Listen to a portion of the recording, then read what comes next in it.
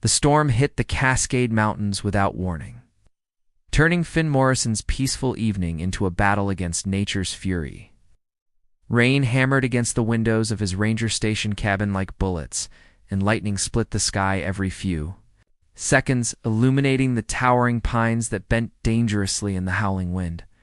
Finn had weathered countless storms in his 8 years as a forest ranger, but something about this one felt different. The air itself seemed charged with more than just electricity. There was an otherworldly quality to the way the wind sang through the trees. It's almost like voices calling from somewhere far beyond the mountains.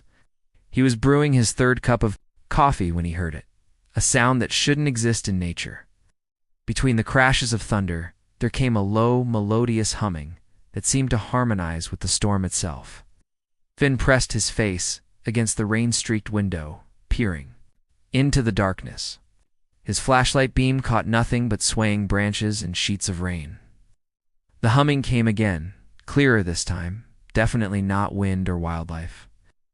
Against every instinct screaming at him to stay inside, Finn grabbed his heavy jacket and emergency kit. As a ranger, he'd sworn an oath to help anyone lost in these mountains, no matter the circumstances. The moment he stepped outside, the storm's full power hit him like a physical blow. Rain soaked through his jacket within seconds, and the wind nearly knocked him off balance.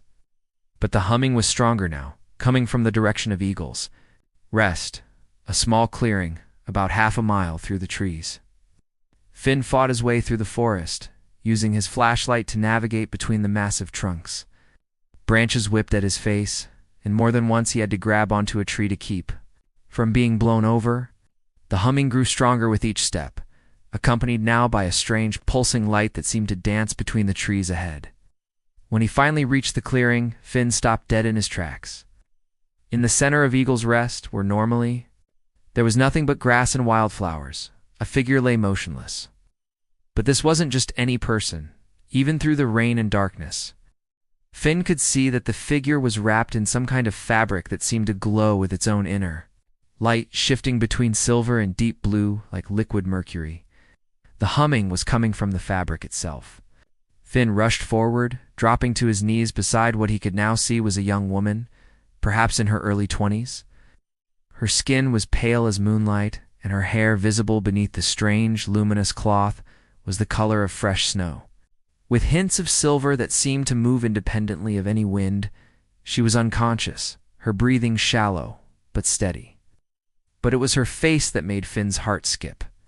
Even unconscious, she was the most beautiful person he'd ever seen, with delicate features that seemed almost too perfect to be human. When lightning flashed again, he caught a glimpse of her eyes for just a moment. As they fluttered, they were the color of liquid gold, unlike anything he'd ever seen. The glowing fabric wrapped around her was unlike any material Finn knew. Felt warm to the touch despite the freezing rain, and seemed to pulse gently like a heartbeat. Most strangely, it appeared to be the only thing she was wearing, though it covered her modestly from neck to ankle. "Hey," Finn called, gently shaking her shoulder. "Can you hear me? You need to wake up. We have to get out of this storm." Woman stirred slightly, those golden eyes opening just a crack. She looked at Finn with confusion and what might have been fear, then made a soft sound that was more musical than speech. The glowing fabric around her pulsed brighter for a moment, and Finn felt an odd sensation, like a warm hand touching his mind. "It's okay," he said softly, pulling off his own jacket. "I'm here to help. My name is Finn." Without hesitation, he wrapped his heavy ranger jacket around her shoulders over the strange fabric. The moment his jacket touched her, the woman's eyes flew wide open, staring at him with an expression of wonder and something that might have been recognition. She reached up with one pale hand and touched the collar of his jacket, then looked back at his face with those incredible golden eyes. "Finn," she whispered, and somehow she made his name sound like a song. Before he could ask how she knew his name, the storm intensified. A massive tree cracked somewhere nearby, and Finn knew they had to move. He gathered the mysterious woman in his arms, surprised by how light she felt, and began the treacherous journey back to his cabin. The strange fabric continued to glow softly against the darkness, and throughout the entire trip, the woman never took her eyes off his face. Her small hand remained pressed against his jacket collar, and Finn couldn't shake the feeling that something profound had just changed in his life forever. By the time they reached his cabin, the woman had fallen unconscious again, but she was smiling. When dawn broke over the mountains, Finn woke to find the mysterious woman sitting by his window, staring at the sunrise with wonder. The strange glowing fabric that had wrapped around her was gone, dissolved like morning mist, leaving her wearing only his ranger jacket, like an oversized dress. "Good morning," Finn said softly, not wanting to startle her. She turned those golden eyes to him and smiled, an expression so radiant it made his chest tighten. She touched his jacket again, pressing her palm flat against the fabric over her heart. "Finn," she said, his name still sounding like music. Then she pointed to herself and made a series of melodious sounds that might have been her name. The closest Finn could approximate was Zara. "Zara," he repeated, and her eyes lit up with joy. She nodded enthusiastically, then stood and walked. To him, moving with an otherworldly grace that seemed to flow like water, what happened next would puzzle Finn for days. Zara reached out and touched his bare arm, and suddenly he felt something he'd never experienced before, a warm, tingling sensation that seemed to carry emotions that weren't his own. Wonder, gratitude, a deep, aching loneliness that had been filled with something precious. The feelings were so intense that tears sprang to his eyes. Zara pulled her hand back quickly, looking concerned. She touched the jacket again, then looked at Finn with an expression that seemed to be asking a question he didn't understand. "Are you hungry?" Finn asked, trying to regain his composure. Zara tilted her head, clearly not understanding the words, but something in his tone must have conveyed meaning, because she nodded. Finn went to make breakfast, acutely aware of how Zara's eyes followed his every movement. She seemed fascinated by the most ordinary things. The way he cracked eggs, the sound of bacon sizzling, the coffee maker gurgling to life. But most of all, she kept touching his jacket, running her fingers over the fabric like she was reading. Braille. After breakfast, Finn realized Zara needed proper clothes. He went to his closet and pulled out a spare shirt and some sweatpants that might fit her.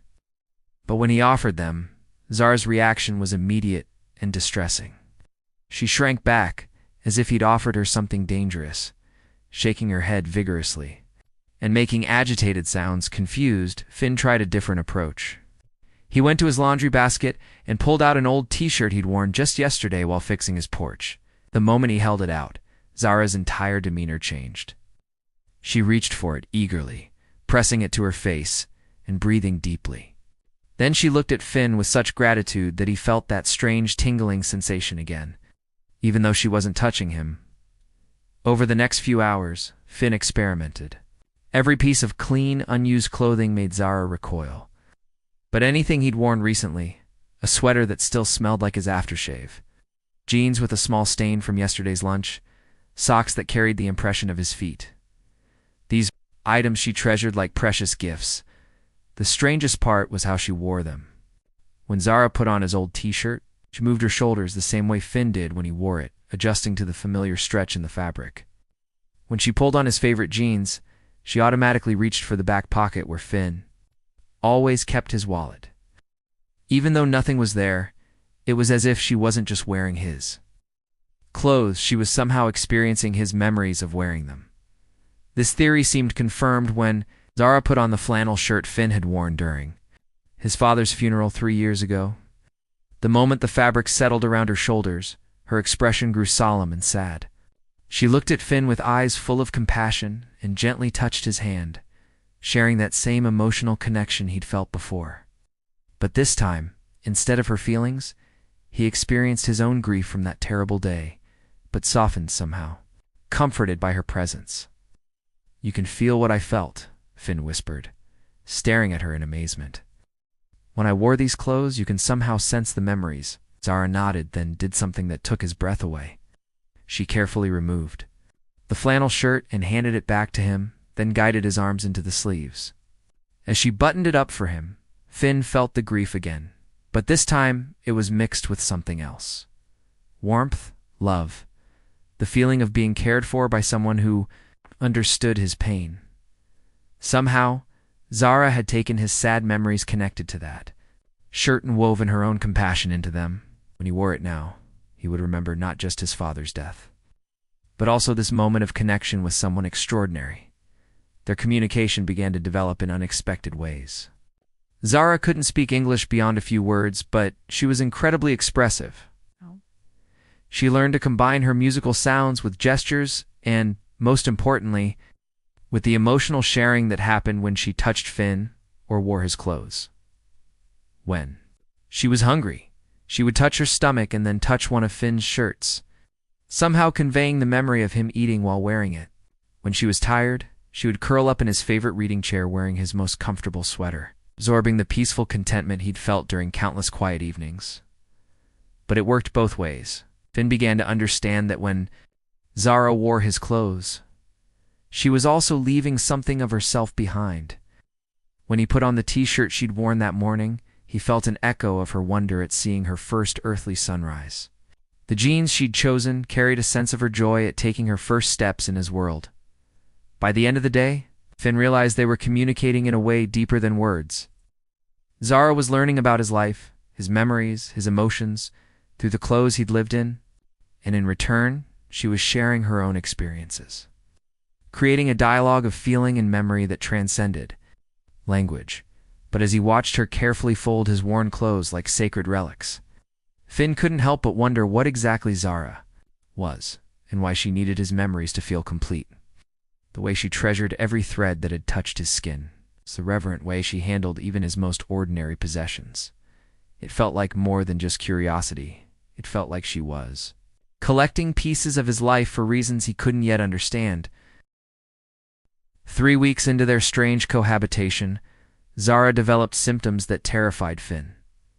It started subtly. She became less responsive to his emotional sharing through the clothes, and her golden eyes seemed to dim slightly. By the 4th day, she was barely eating, spending most of her time curled up in a nest of his most worn garments, making soft, distressed sounds that broke his heart. When Zara's skin began to take on a translucent quality, as if she was slowly fading away, Finn knew he needed help. But taking an otherworldly woman who couldn't speak English to a regular hospital was impossible. Fortunately, he knew someone who might understand: Dr. Rosalie Thorne. Dr. Thorne had been his family's physician when he was growing up. More importantly, she was known throughout the mountain communities as someone who asked few questions and helped anyone in need. Her small clinic on the outskirts of Pine Ridge had treated everything from undocumented workers to people fleeing abusive situations. If anyone could help Zara discreetly, it would be her.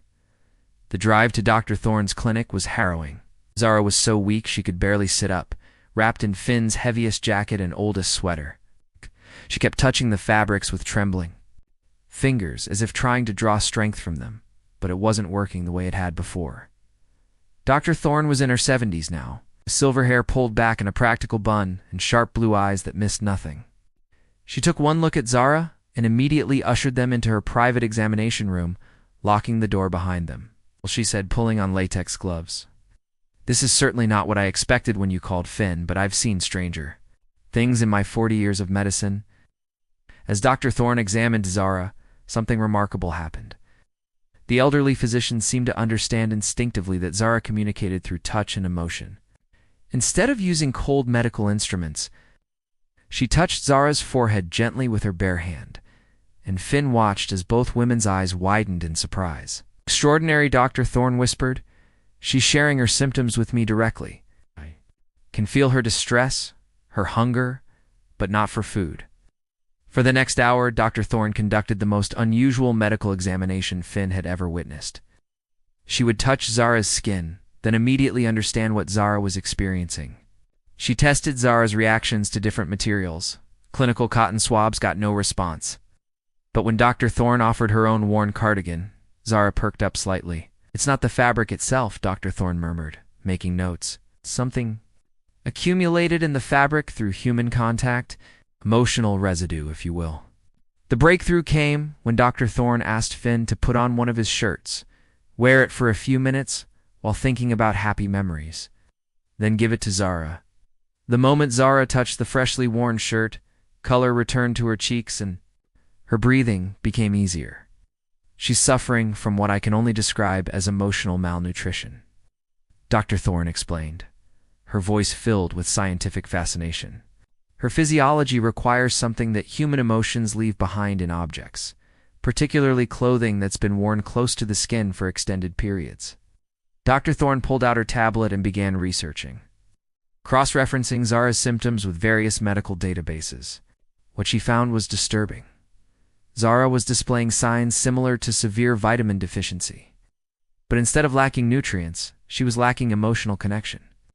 In my research on indigenous healing practices, Dr. Thorne said, I've come across cultures that believe objects can hold spiritual energy from their owners. What if that's not just belief? What if, for Zara's species, that energy is as necessary as oxygen? The doctor's theory was that Zara's people had evolved to form symbiotic relationships with other species, sustaining themselves on the emotional imprints left in cherished possessions. Clothing was particularly potent because it absorbed the most intimate traces of a person's daily emotional state. But here's what concerns me, Dr. Thorne continued, studying her readings. The intensity of Zara's condition suggests she's not just feeding on any emotional residue. She's specifically bonded to yours, Finn. Her body has adapted to process the particular emotional signature of your experiences. This explained why Zara had grown progressively weaker despite having access to Finn's clothes. The emotional imprints in the fabric were finite, and once absorbed, they couldn't sustain her indefinitely. She needed fresh, emotional contact. Which was why the shirt Finn had just worn helped her immediately. Dr. Thorne's examination revealed something else, troubling. Zara's condition was more advanced than they'd realized. The translucent quality of her skin indicated that she was entering a critical phase, where her body was beginning to shut down non-essential functions to conserve energy. If my theory is correct, Dr. Thorne said gravely, Zara has accidentally initiated some kind of bonding process with you through your clothes. Physiology has committed to processing your specific emotional signature, which means she can't simply switch to someone else's possessions. The implications hit Finn like a physical blow. Zara was dying because her alien biology had mistaken his kindness in sharing his clothes for some kind of permanent bond. She was literally dependent on him for survival, but he didn't know how. To provide what she needed, Dr. Thorne prescribed an immediate treatment plan. Finn would need to maintain constant emotional contact with Zara through clothing exchange, essentially sharing fresh emotional imprints daily. But she warned that this was only a temporary solution. We need to understand what Zara's species considers a complete bond, Dr. Thorne said, packing up her equipment. Because right now, she's caught in limbo, bonded enough to depend on you for survival, but not completely bonded enough to thrive. As they prepared to leave, Zara took Dr. Thorne's hands in both of hers and shared something that made the elderly physician's eyes fill with tears. She's thanking me, Dr. Thorne whispered, but she's also apologizing. She's sorry for binding herself to you, without your understanding or consent. She never meant for this to happen. Driving home, Finn looked at Zara wrapped in his freshest jacket and realized their relationship had crossed a threshold neither of them had anticipated. She wasn't just a mysterious visitor anymore. She was someone whose life was literally intertwined with his. The question was, what did a complete bond with Zara actually mean, and was he prepared for the answer? Agent Marcus Webb arrived at Pine Ridge on a Tuesday morning, driving an unmarked black sedan that fooled no one in the small mountain town. Word of his presence reached Finn within hours through the tight-knit network of locals who instinctively distrusted federal agents asking questions about unusual atmospheric phenomena and unidentified persons of interest. Webb was everything Finn expected from a government investigator, mid-40s, impeccably dressed in a suit that cost more than Finn's monthly salary, and possessed of the kind of professional politeness that barely concealed an iron will. He appeared at Finn's ranger station with a badge, a thin smile, and questions that made Finn's blood run cold. Mr. Morrison, Webb said, settling into the chair across from Finn's desk. We've had reports of unusual electromagnetic readings in this area 3 weeks ago. Coinciding with that severe storm, several satellites detected anomalous energy signatures originating from somewhere in your patrol sector. Finn kept his expression neutral, though his heart was pounding. At home, Zara was sleeping fitfully in his bed, wrapped in every piece of clothing he'd worn in the past week. Her condition had stabilized since Dr. Thorne's intervention, but she was still fragile, still dependent on the constant exchange of emotionally charged garments. "We get a lot of strange weather up here," Finn replied carefully. "Mountain storms can create all kinds of electromagnetic disturbances." Webb pulled out a tablet and showed Finn a series of satellite images. "These readings were unlike any natural phenomenon we've recorded. The energy patterns suggest something ... artificial, possibly extraterrestrial in origin." The agent leaned forward, his gray eyes sharp with intelligence. "We've also received reports from Dr. Rosalie Thorne about an unusual patient consultation. A young woman with unique physiological characteristics who couldn't be identified through any database." But Finn's mouth went dry. He'd trusted Dr. Thorne completely, never imagining that even she might have protocols requiring her to report unusual cases to federal authorities. "I'm not sure what you're implying," Finn said, but Webb was already standing. "Mr. Morrison, I'm going to be direct with you. We have reason to believe you've had contact with a non-terrestrial entity. This isn't a criminal investigation. It's a matter of national security and potentially first contact protocols." The agent's tone shifted, becoming almost sympathetic. "Whatever you've experienced, whoever you're protecting, we're not here to cause harm. But we need to understand what we're dealing with. Other agencies are aware of the situation, and not all of them share our ... restraint." This veiled threat sent ice through Finn's veins. The implication was clear: cooperate with Webb's reasonable approach or face less reasonable investigators. "I need to see her," Webb continued. "The individual you're harboring. I need to assess whether she poses any threat to public safety." Finn found himself in an impossible position. Zara was in no condition to face interrogation by federal agents. Her alien physiology was still struggling to maintain stability, and the stress of discovery could kill her. But refusing Webb's request would only confirm the agent's suspicions and potentially bring more dangerous attention. "She's not a threat," Finn said finally. "She's sick. Dying, actually." Webb's expression sharpened with interest. Dying of what?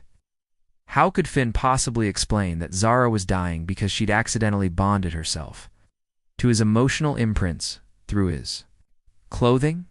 That her alien biology required a form of intimate connection that humans didn't even understand existed?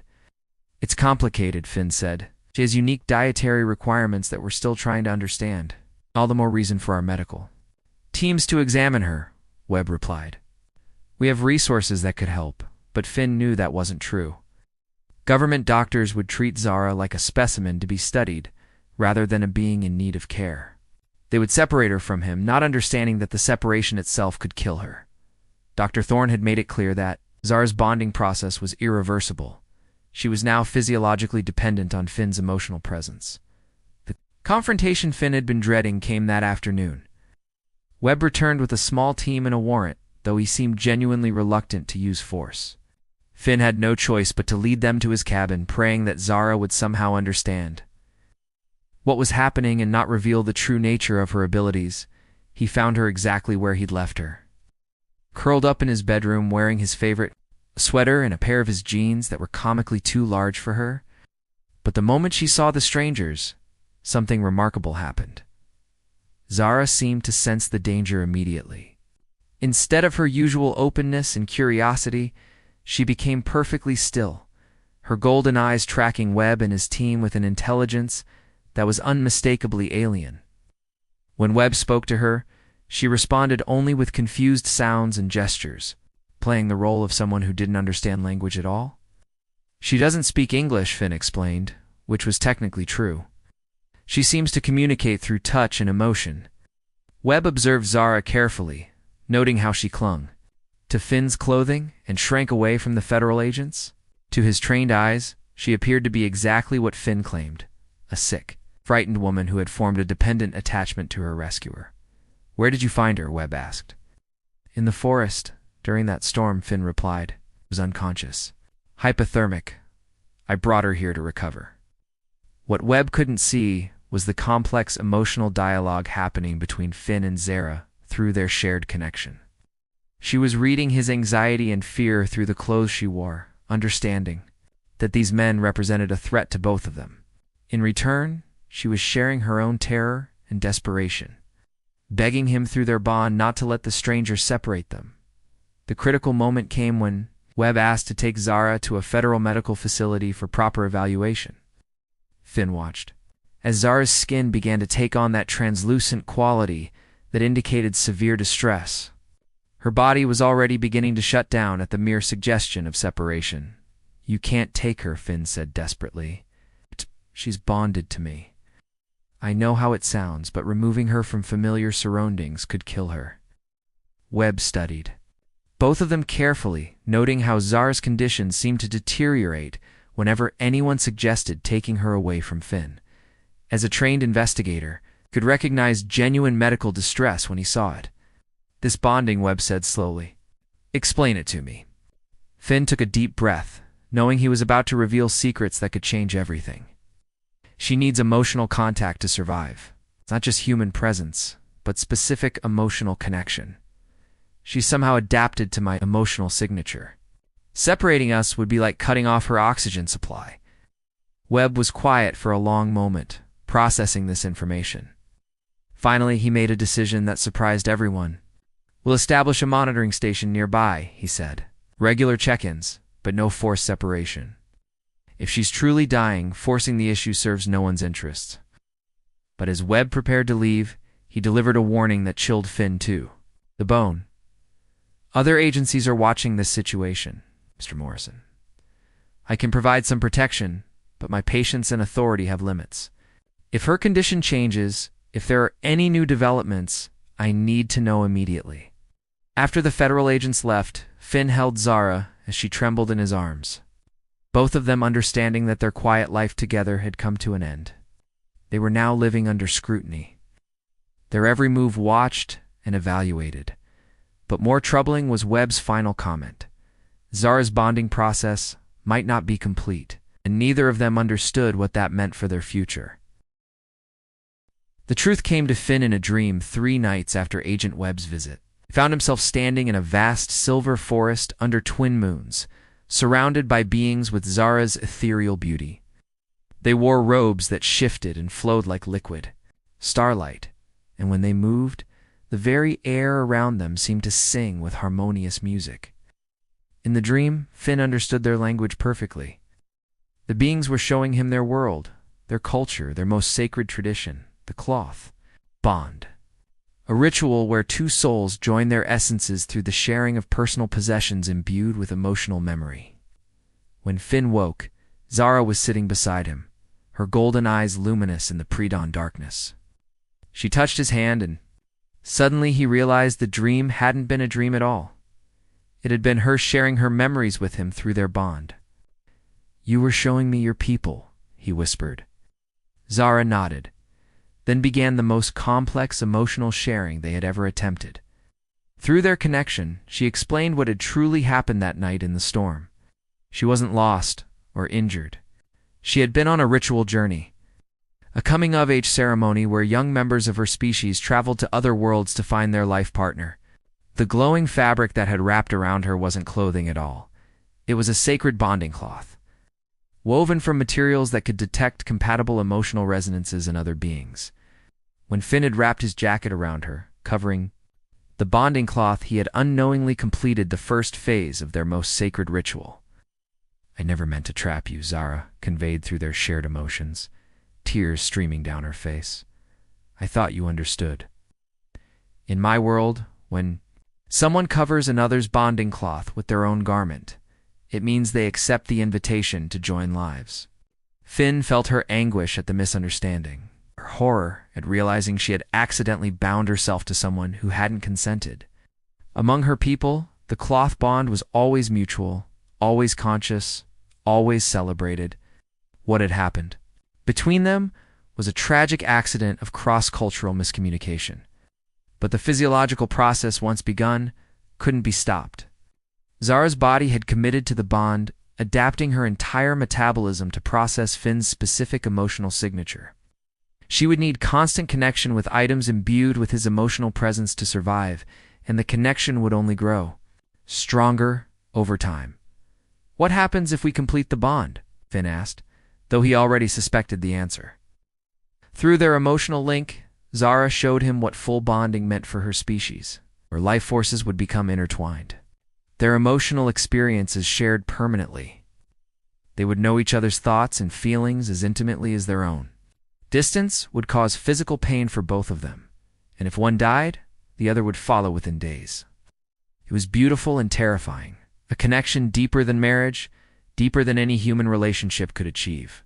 But what happens if we don't complete it? Finn pressed.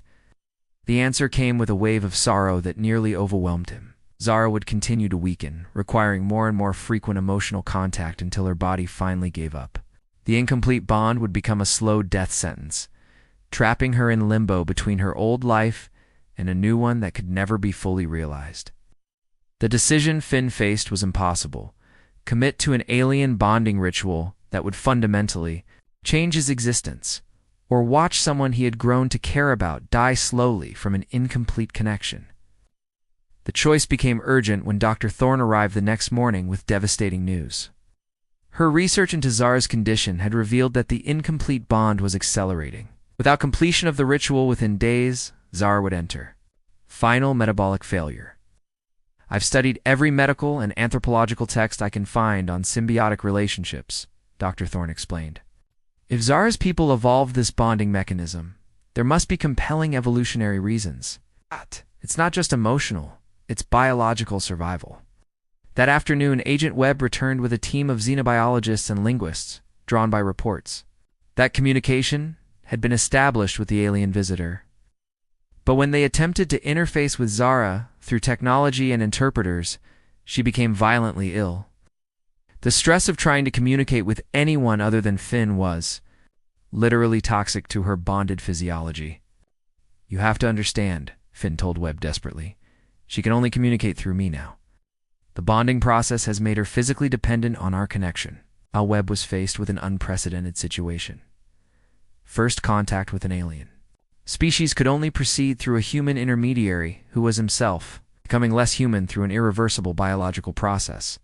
The final catalyst came when Zara collapsed that evening, her skin becoming so translucent that Finn could see the faint outline of her circulatory system. Dr. Thorne's emergency treatment barely stabilized her, and her message was clear. "We're out of time. I have to complete the bond," Finn said, though saying it aloud made the magnitude of his decision real. It's the only way to save her life. Dr. Thorne had spent the day researching the ritual based on Zara's shared memories. The completion required Finn to consciously accept the bond while wearing a garment imbued with Zara's own emotional essence, something she had worn during significant moments of her life. Zara, barely conscious, removed the silver pendant she wore around her neck, the only remaining piece of her original world. It had been crafted from fibers of the bonding cloth, carrying the emotional imprints of her entire family lineage. When Finn put it on, he would complete the connection that had begun that stormy night 3 weeks ago. As Agent Webb and Dr. Thorne watched, Finn made his choice. The moment the pendant touched his skin, the change was immediate and overwhelming. His consciousness expanded to include Zara's perspective. Her memories, her culture, her love for him that had grown despite the circumstances of their meeting. But the transformation wasn't one-sided. Through the completed bond, Zara gained something she had never expected: understanding of human culture, human emotions, human love that wasn't bound by ritual but freely given. When the bonding light faded, Finn and Zara stood hand in hand, forever changed. They were still themselves, but also something new. The first successful pairing between their species. Living proof that love could transcend not just cultural differences, but biological ones as well. Agent Webb, witnessing humanity's first interspecies marriage, could only stare in amazement. Dr. Thorne, ever the scientist, immediately began taking notes on this unprecedented medical phenomenon. But for Finn and Zara, now bonded in a way that transcended anything either species had previously imagined. There was only the quiet joy of two souls who had found their perfect match in the most unexpected of circumstances. The clothing that had started their connection would always be sacred to them, not just as garments, but as the threads that had woven their two very different lives into one extraordinary tapestry.